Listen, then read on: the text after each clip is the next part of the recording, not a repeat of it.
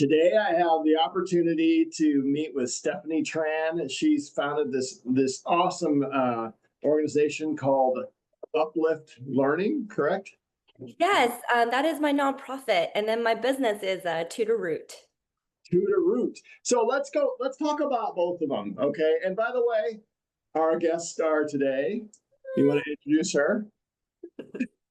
Yes, her Elsa? name is Elsa, and she is a lovely French bulldog, and she was my COVID baby. I love it. Well, she's beautiful. So this will be really fun. Thank So you. Stephanie, tell me about you. How did you get into business? Let's talk about your business, and then if you want to talk about the nonprofit too, that would be awesome. Absolutely. So I started off as wanting to go into law school after attending the University of Texas. And then in my junior year, I realized that something was missing. I didn't want to quite go to law school yet. And I decided, why don't I do something good for my community? And so I decided to join Teach for America. And that's where I fell in love with teaching. And I actually taught at the same elementary school that I went to. So I had my former teachers as my coworkers now. Well, that had to be amazing in itself, right? Was that kind of weird? You're like, am I really supposed to be here? Oh, no, they made it so welcoming and they were like my mentors. We ended up going out to happy hour and they forced me to call them by their first name. And so that was really interesting. But That's I loved crazy. every minute of it. And what I had noticed during my time in teaching was the resources that were there were still pretty much bare minimum. And Mm. I had thought by the time that I graduated and come back to teach that the resources might look different. But even after so many years, the resources had remained the same for us Title I's kids and ESL kids. And so I Mm. wanted to make tutoring not a luxury, but a necessity. And so I Yeah. opened up tutoring for my kids after school, and I would have them come to the library with me. We would have snacks, and I would give tutoring at a very low discounted rate for them. And Okay. that's how I kind of grew my business and ended up having a team of tutors with me. And then I decided to leave teaching full time to pursue this business full time. Wow. And so that's scary, right? That's the jump. That's a question I ask everybody. It's like, when did you decide that this is a viable business model? And then when did you decide to take the leap from salary and benefits and all that stuff and safety to this new adventure? That's a great question. I think when you find your calling, it doesn't seem so scary anymore. It's about solving a need, solving a problem. I feel like there's not enough champions in their corner to really fight for their equity in terms of opportunity gaps. And Mm. I felt like that's where I needed to be. I wanted to be a lawyer in the first place because of justice. And why not serve justice this way? That's beautiful. So, tell me, Judah Root. I think I know the answer, but I would love to hear you say it because how are you different? What makes you different from normal tutoring programs? Great question. For us, I think quality is everything. And so therefore, I require all of my tutors to have certifications, either through the state or through me. I have a very rigorous training program that I put my tutors through if they're not certified through the state. Okay. Wow. And then all virtual? All virtual for the training part, sure. But we do a hybrid model. It's kind of like Uber for tutors. I don't know if I'm allowed to say that, but we go wherever the kids need us to be. We could be at businesses, we could be at cafes, libraries, at schools, at homes. We want to make it comfortable for the students as possible. That's awesome. And so I'm sure you have I'm on your site, I can see it obviously, but you have some great success stories. Tell me about an awesome success story. Oh man, I think one of my favorite one was a student that was a Make-A-Wish Foundation kid. She was so driven and adamant about wanting to learn, but because she had so many blood transfusions, she didn't even know she was going to even make it. I think like just battling with life and death definitely puts you in a different light on whether you should even care about education or not. But that was not her goal. Her goal was, I'm going to still care about education whether I know I'm living or not. And we actually caught her up 4 grade levels. And even though she missed like 75% of her school that year. We were able to catch her up in that one summer because she was just that dedicated and really put our stuff to practice. Wow. Well, that's amazing. Also kind of humbling and make kind of convicting because like I think I would be in if I was in that position, I'd be like, screw school. I Pretty don't much, right? Like I want to go live and go to Disneyland, which she did. She did go to Disneyland or was at Disney World, but they did grant her wish. And then she ended up making it. Now she's off to middle school right now. So I'm so proud of her. Oh, thank God. That's awesome. Okay, so then I feel like your nonprofit is sort of an out reach mission of your actual for profit. Is that right? Sort of a way Yes, to give back to the absolutely. community in a different way. You're so smart. That's exactly it. I felt like, you know what, why not take this a step further, right? Why not give kids that are at a disadvantage an advantage and do it at no cost? And so we have these programs that do fund, and we thank our donors and these grants for being able to fund our programs and be able to give these kids that advantage that they need. That's beautiful. Okay, so where do you want this? Where do you see your business Tutor Root? Like, what's the ultimate goal? The vision is every kid has the opportunity to choose what they want to do and not be limited by the resources that they have. So if they want to be a carpenter or the best jeweler or run a business, or if they want to be the best vet, whatever it is that Mm. they want to be, no resource should stop them, or lack of resources should stop them from being able to make that happen. And I really do believe tutoring, consulting, mental health services, the things that we do offer for them, will be able to close that gap. So that's my hope. That's really cool. And how many? What's the percentage of kids that really could use help? I mean, I could use help too. I love it. I love it. Well, me too, for sure. What about so how do you when you're building your team, how did you figure out when to hire and who to hire? Because that's a big question as people start to scale. And like when do I make that first hire and how do I identify the right person? That's such a great question because I really didn't know what I was doing in terms of team building. Because when you're a teacher, you're just in charge of your little ones in the classroom.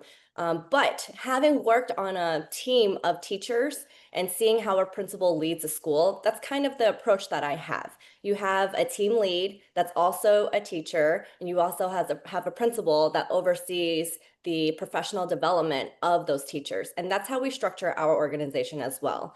I truly believe professional development and continuous improvement are like one of our most important pillars. And if you don't have that already embedded in you and that growth mindset, then that's not a person that we usually hire on our team. And that's what creates harmony in our team as well, because we all have things that we can learn and do better. I'm not a perfect boss either, but that doesn't mean that I'm not going to try my hardest and figure out what can we do better and pivot if we need to. And so I think when you're hiring a team or when to hire a team, it's about, okay, maybe we can't do this by ourselves anymore. We need to have another person on the team to be able to do this, things like that. Yeah, I like I like what you said because where I was going to go next was culture, but one of your non-negotiables obviously is intellectual curiosity, continuous learning, high standard of quality. Those are non-negotiables. Any other non-negotiables in your culture and your team? I think there's a difference between being nice and being kind. I Mhm. would like people that are kind on my team. I think at the end of the day, we're in the industry of service.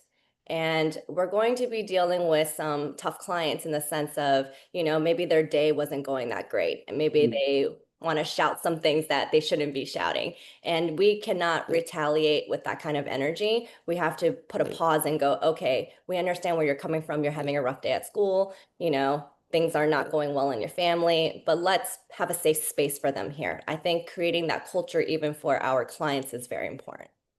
That's really good. I think in having a consistent space like that every week or whatever, that in itself is a gift. And then they get to learn on top of it. So that's a pretty neat thing you're doing.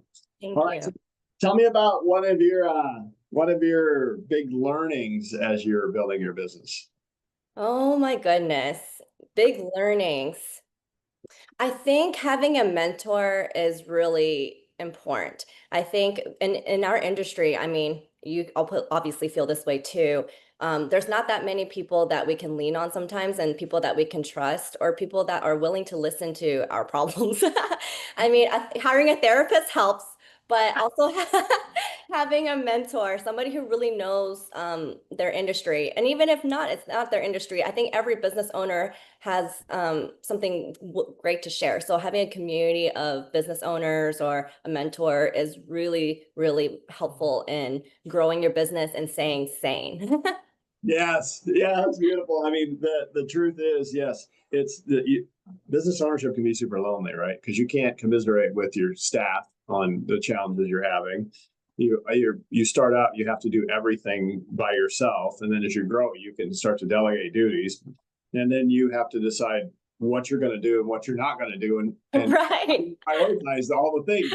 There's always too many things to do, right? Yeah, exactly. And I think that's part of it too, is learning not to be such a control freak and learning to delegate, right? You can't do everything by yourself. You're not supposed to. And you're also supposed to focus on things that maybe your teammates can't do. And so, Mm. like, for example, business development, that's something that's not everybody knows how to do.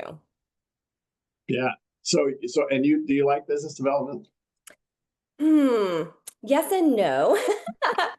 I think business development can be fun, but I think the part that is tricky is learning how to craft your message in a consistent manner That's under great. under different times. Like if you're under duress and you got to do it on the spot, you got to be able Yeah. to create that elevator pitch right away. So I think practice makes perfect, and I think because I have such a strong mission and vision of what I wanted to do, even as a teacher, I think it carries out naturally. But I mean, think about it. If you can get flustered really easily and go, oh, blah, blah, blah, I like start word Yes. vomiting.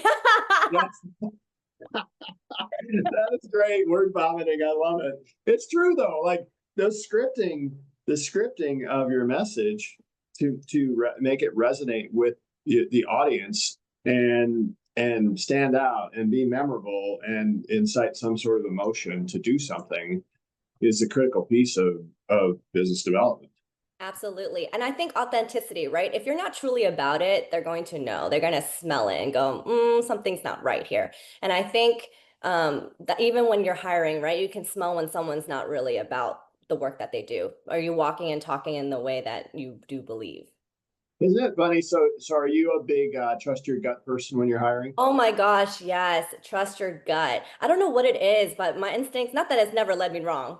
I mean, trust me, I've had a few slip through, but I think most of the time, yes. And I also take a look at portfolios. So something I do is they submit a teaching sample that they've done. And I also put them through, sample students that we have here that are continuous testers. They know how to ask the tricky questions because they've done it before. And so Oh, I put them through the test and see how they do. that's great. I've always told people it's like that interview is the best that they're ever going to be, and you should never round up on a person and say, "Well, we can probably make them better. We can teach them this or that." Teaching is one thing, but that who they are is sort of who they are. Exactly. Yeah. By the way, I hope we're not putting Elsa to sleep. Oh, she is loving this petting that I'm doing. I'm actually petting her belly as we speak. I love it. She's like, "Oh, this is great. Do more podcasts. This is awesome. I love this time." You should make her I the work mascot. hard so that she sleeps, okay? I'm just kidding. This is motherhood. That's so great. It's a tough job. It really is. Okay, so tell me about you've got your team, you're building it out. How do you motivate people, and then how do you hold them accountable at the same time? Oh, that is a really good one. Holding them accountable is easy, right? We have a lot of like daily check-ins. I do see basically we have a data tracker. So after every single session, every data is recorded. What did the student do? What did the student do? What did they miss? What was their misunderstanding? And what were their behaviors? So we Oh, track all of that stuff every single session, and I review it every night. That is something that I do religiously. But in terms of motivating, I have learned that you can't really motivate anybody. I know it hmm, sounds really crazy. hmm. It goes against a lot of what people think, like, oh, these motivational speakers and things like that. But let's be real here. You wouldn't be motivated unless you wanted to be motivated. Ah, So that's what I've learned is you cannot motivate anyone. You can only motivate people that want to be motivated. And so therefore, through the hiring process, you can see who wants to eagerly want something or be hungry or is open to learning, again, with the whole continuous improvement, or someone that's really closed off and set in their ways. And so you can kind of see who is the inspiring type. yeah, who's got the fire in their belly to really like I'm leaning in. I'm super excited about your mission. And I love what I do. I can see I'm bought into the whole vision of your, Exactly. The buy-in, very important.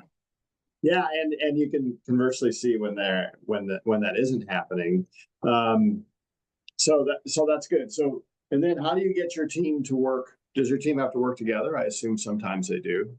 Yes, I mean, we do a lot of co-teaching environments, but I would say that they would lean on each other more for emotional support. Some of Uh, our students are very challenging, and understandably, they come from maybe families of gangs. They maybe come from, rough neighborhoods, or, challenging situations where it's a kid raising a kid, basically, it's just a lot of challenging emotional stress. So I think the emotional support animals or therapy or things. That's how they probably lean on each other most.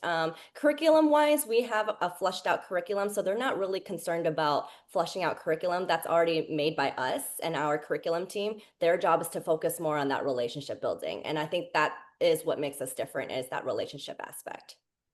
it really is all about people at the end of the day, isn't it?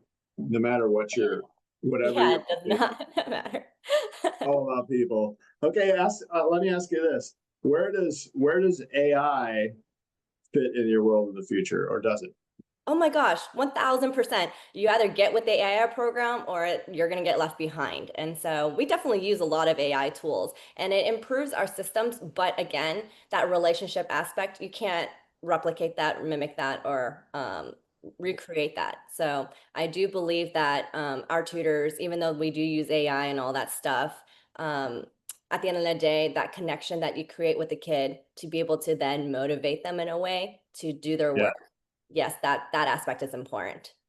yeah, that's not replaced by any kind of artificial intelligence. The this is different than anything we're ever going to get from a screen or a machine. Correct. I think it's important for people to remember that it's going to be interesting too with these kids growing up in a different era, and the amount of change that they're going to see is accelerating so quickly. You Yeah.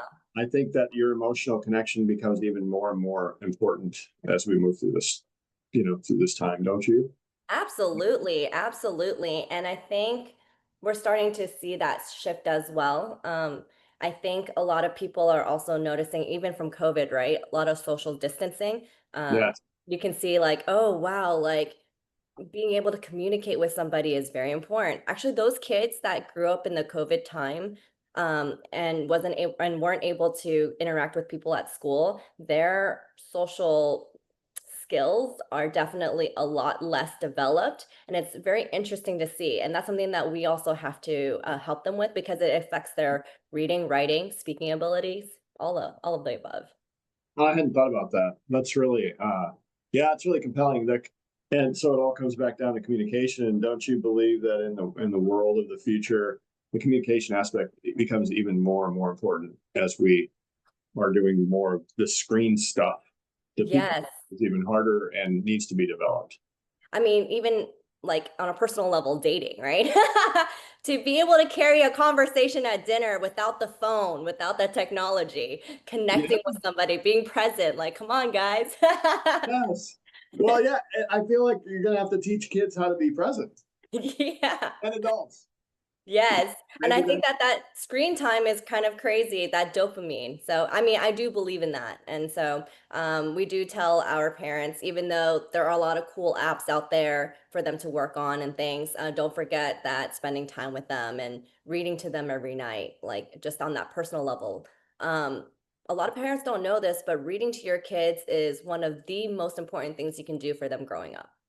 And the reason why is because through storytelling, you're teaching them things through stories in a way that it's not like mommy and daddy told you so. It's through experiences of the characters. And they're like, wow, this is a lesson I learned. Like the boy who cried wolf, right? You're not going to Uh-huh. tell the kid, hey, don't lie. This is why, then you're learning it through a story and it goes, oh, click, click. It makes more sense. And you're building that bond with these characters. And the kid is like, oh my gosh, like, what are we going to read next? And it builds that emotional relationship with the parents. There's a lot that goes into just reading a story at night. That's great. Do you have I mean, you obviously have a favorite movie because you have Elsa there.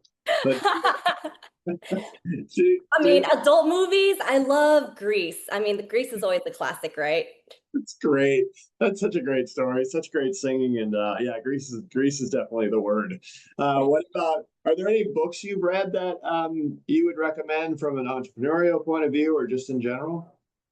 Entrepreneurial point of view, wow. Okay, I have so many books, but I think my favorite, okay, maybe because it's just a classic, Seven Habits of Highly Effective People.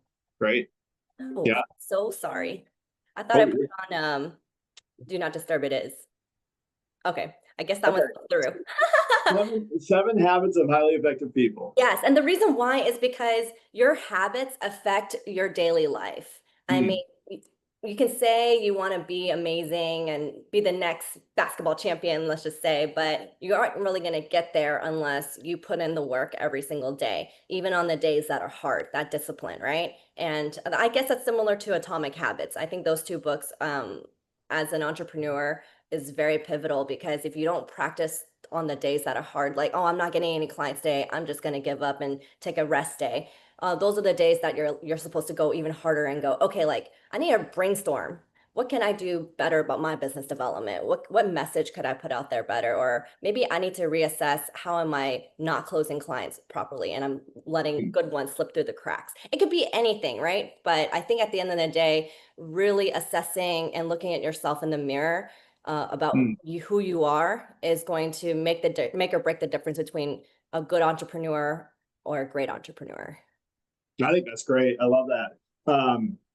And thinking about back to business development for one more second, I think people really struggle with the idea of business development or sales because they feel like they have to, talk somebody into something. How Mhm. have you overcome, or with your staff, how do you overcome that sort of mental block? Well, it depends on who's taking the business calls too. I think if you have to have like definitely a designated team for that. Negotiation skills are amazing to have in that type of team, and not every teacher can negotiate. I mean, you have to understand like everyone's strengths. Negotiation is a really, really crazy skill. I think what was his name? It is escaping my mind, but he talks about negotiations in his master class. Okay. Um, Yeah. he Like, was he was like an FBI a negotiator or like a oh, hostage yeah. negotiator, I and think I know what you're talking about. I can't think of the guy's name yeah, either. I'm like, oh my Yeah. God, it's at the tip of my tongue. We're friends on Facebook, and I'm like thinking, oh my God, how could I forget his name right now? And I would totally recommend his book. And that's one of the books that I use for our sales actually. And the reason why is because sales is about negotiation. You have to understand the needs and wants of the other person and, of course, their budget in order to best meet that. And sometimes negotiation also means that you have to also give something up or like be willing to like give in a little bit in order to make a deal happen. And so sometimes we'll throw in certain sessions free, sometimes we'll throw in, resources, different Hmm. things that could make the deal happen. I like that. And I also think that adding value, if you're going to give something away, adding value is much more effective than discounting. Discounting means you just cut your price. Adding value means you got something extra that's going to add a lot more value to the client's experience and make it a better really just a better value for them in general. 1000%. I like what you said. Like discounting is, making it seem like your product is lesser than in a way, but by adding more value, you're maintaining that value intact, but also giving them something else that they could have more of. Yeah, and I guess that's the other thing with business owners that I find is business owners are generally the last people that want to raise prices, right? Because they don't believe in it as much. Like, what if I raise my prices? Well, then you probably make more money.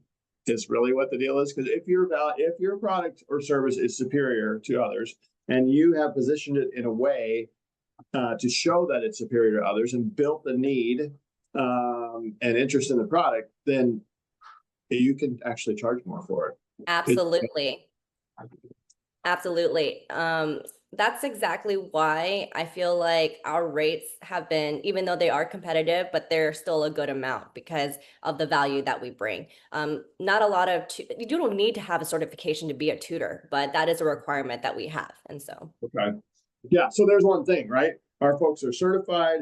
They're going to be, we know who they are. And I love the thing that you brought up about, hey, look, we record everything that's going to happen as far as like, okay, how did the student do in this? What did they experience? What do we need to work on? And that there's a lot of power in that because information, and as a parent, like, well, how do I know who to trust with my child?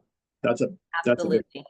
yeah. We don't want to waste the money. Oh my gosh, I can't tell you how many students come to us with parents that have said, well, we've already wasted thousands of dollars with this other tutor and Oh, there were no results happening. And I'm like, oh my gosh, I'm so sorry to hear that. But, it unfortunately does happen. And you would rather start the process correct, right? Start it right. And you could invest those thousands of dollars into somebody that actually knows what they're doing and can produce the results for you. And actually, that's actually why we have a results guaranteed.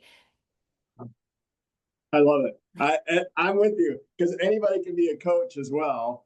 And so it's like, oh, you can say you're a coach and there's no regulation or whatever around it. And it's like, hey, if you went through a 60-minute thing and you think you're a coach or you have 3 years of business experience, you think you're a coach, you're not. So we actually have our guarantee as well. Like, we have skin in the game because like, yeah, no, what we do is real. You have tons and tons of training and then tons and tons of life experience and tons of business experience and running big teams and smash that all together. And that makes value for the customer. Because if you really care about value for the customer, it will show. And Absolutely. I think that's the difference, right?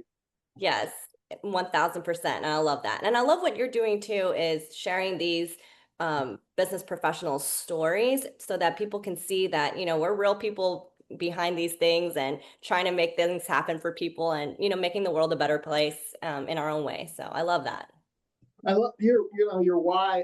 The other thing I've learned through these interviews is like the why is so important. The why, and you have a great why. Like you're in college and you say, instead of going to law school, I'm going to change the world by actually helping kids learn and grow. And that's life changing. Like that's legitimate life changing stuff. So a child that may or may not have even made it through school or they got a degree but they didn't learn anything now can go on to be a leader in whatever field they choose. That's amazing. Absolutely. No, thank you. I appreciate that. Actually, one of my third grade students that I ended up doing fourth grade with as well and taught fourth grade with as well, she invited me to her graduation recently. She's 18. I'm like, oh my gosh, I'm old. I'm just kidding. No, but I didn't realize like how much of an impact that I made even as a teacher and that you still remember me after all these years for you to invite me out to your graduation. And so that was just very touching. That's amazing. It's literally life changing stuff. So I'm so thankful. Okay, two more questions, then I'll stop. What was one thing if you could go back and as you're developing your business, what's one thing you would do differently? One thing, got Elsa earlier. She was definitely a lifesaver. No, people don't understand how much stress you go through and like just having somebody there for Yeah. you during those times is so important. So I would say if I went back in time, I would get a pet earlier for sure. And then secondly, secondly, I think I would have built a system quicker. So when you're in the sense of like Okay, so when I was doing everything by myself, of course, when you're starting out, you're not really thinking about longevity of how to scale properly. You're thinking, I just need to get things done at this moment and survive. And Yes. um, totally understandable at the time, right? You're just modge podging things together, you're just doing things on the go, and you're trying to make yourself your life easier by, trying to just survive, right? But I think if I had just taken a moment to breathe and Mm. delayed some of the things that I was going to do a little bit later and put my systems in place faster, I think I would have scaled even further, faster. But I Yeah. mean, I'm very happy with my progress, don't get me wrong. But what this is what I tell actually my tutorpreneurs who are taking my course now. It's my tutorpreneur toolkit. And I tell them that having a system in place right from the get-go is only going to help you grow in a more um organized way. And so Yeah. like, like your taxes, right? Like your books. Oh my gosh, I had to like go back and think about how am I going to reset up my books, like, oh my gosh, I could write this off. I didn't know. And so there are a lot of things that you're like, oh my gosh, this is what I could Yes. have done. But, through all my mistakes and all of my learnings, this is why I decided to open up that course for my teachers, because I do feel like teachers need to give themselves a raise. Tutoring is a great way to do that. And I want them to be able to leave with a system and a process that actually is sustainable. So. So I love that. I'm going to come right back to that. I agree with that 100%. That's such a great observation, and one I haven't heard for I don't know if I've ever actually heard it verbalized the way you did, but the idea, I always think of it, it's like this. It's like if you've ever been to some of the third world countries or whatever, they get enough money and they build the block building, and then they have a house that's one story, but they have re-rods sticking out of the top of it. Oh And my then more gosh, money, exactly. they build another story, right? But then the problem is you got a four-story in this example. You got a 3 or 4 story building with the same foundation. We need to build a 30-story apartment building. So that means we have to have a better foundation, a better base, better planning to build the system up so we can Yes. build a bigger building, right? In hindsight, you're thinking, I just need to get all the way to the top here, and then not realizing, oh my gosh, I need to go back to the foundation and fix all these things. Yeah, yeah. So there's such a brilliant. Thank you for that. So I got to tell you, or I got to ask you then about tutorpreneur program. I think I understand what it is, but I'd love to have you just give me your 2 cents on it. Absolutely. It's basically everything I've learned condensed into this one course for tutors to start their um, program or their, services in less than 30 days. And so if you follow my program, they're able to start their business, their tutoring business from the ground up in a legal way, and understanding the accounting side of it, making sure that their books are in check, making sure that they have the right insurances to cover anything that could happen. A lot of teachers don't know that you need to have insurance to run a business, but of course, you and I both know this after being in business for so long, but you need insurance, just Yes. for your car, your health, everything, right? And so there's just a lot of things that I wish someone had told me right from the get-go that I'm now sharing with these teachers, and so that they can start building their own careers on the side and give them the raise that they deserve. That's great. Yeah. And so is that online, in person? How do you? Absolutely. So it's a 30-day program, but they can do it in 2 weeks if they were really committed, and it's asynchronous. Oh, cool. I love that. What a brilliant idea too. You learned all these things, and you're actually going to give them away. Not give them away. But you're going to help people benefit from your learning, so they don't have to make the same mistakes. I call this, not my original phrasing, but the stupid tax. They don't have to pay the stupid tax, right? No, that's such a good one. I love that. Did you hear that, Elsa? The stupid tax. I love that one. Elsa's got big enough ears. I think she probably heard it. Oh No, my but you god. gotta pay the stupid tax sometimes in order to make the big bucks later, right? I think Yeah. everyone needs to learn from that. Yeah, and we can all learn from others. Like these podcasts have been amazing because I always pick up something that I didn't know, and a different way, a different perspective. So I'm just so thankful for that. Look, anything else? Like if people want to get involved in your charity, what's the best way to do that? They can definitely donate through my link, www.upliftlearners.org. Upliftlearners.org. Okay. Cool, very cool. Because that's such a cool thing too. I mean, you're doing amazing things. Congratulations on your amazing success. I can't wait to see your business So continue to grow. That's so cool. I'm looking forward to working with you as well. We definitely have career days, and I think kids would love to hear how you came about with this podcast. Oh, well, you're very kind. I love talking to people. So yeah, we'll work that out for sure. Have a great day, and if you want to have your children learn faster, better, brighter, more efficiently, and get caught up or get ahead, I mean, tutor route. That's the way to go, right? Thank you. I appreciate that. This is a blast. Thank you so much, Stephanie, and really the star of the show, Elsa. Thank you, Elsa. Have a great day.